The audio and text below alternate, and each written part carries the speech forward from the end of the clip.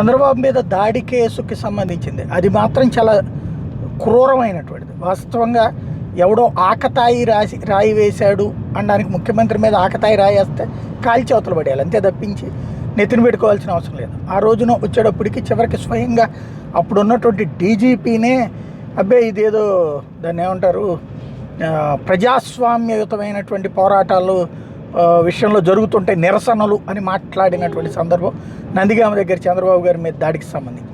ఇప్పుడు వచ్చేటప్పటికి ఇంతకాలం తర్వాత అంటే చెడు ఏదో ఒక నాటికి అంతమవ్వక తప్పదు అనడానికి సాక్ష్యంగా తాజాగా నలుగురిని అరెస్ట్ చేస్తే ఇందులో కుట్ర ఉంది అని తేలడం అన్నటువంటిది ముఖ్యమైనటువంటిది. ఆ కుట్రని ఇప్పుడు ఛేదించేటటువంటి ప్రయత్నం చేస్తుంటే మొండితోక సోదరులే దీని వెనకాల ఉన్నారు అన్నటువంటి ముందు అదేంటో తేల్చాలి. బేసిక్గా ఎవరు చెప్పారు? వాళ్ళ సొంత పైత్యమా, లేకపోతే ఆ రోజున జగన్ ప్రభుత్వం చేయించిందా, జగన్ చేయమన్నాడా, లేకపోతే రాయేస్తే ఏది మనకు గనక కాశ్మీర్లో కనుక రాయేస్తే ఇంత డబ్బులు ఇస్తారు కదా, అట్లాంటి ఒక దరిద్రపు స్థితికి ఏమైనా తీసుకొచ్చారా అన్నటువంటిది తేలాల్సిన అవసరం ఉంది.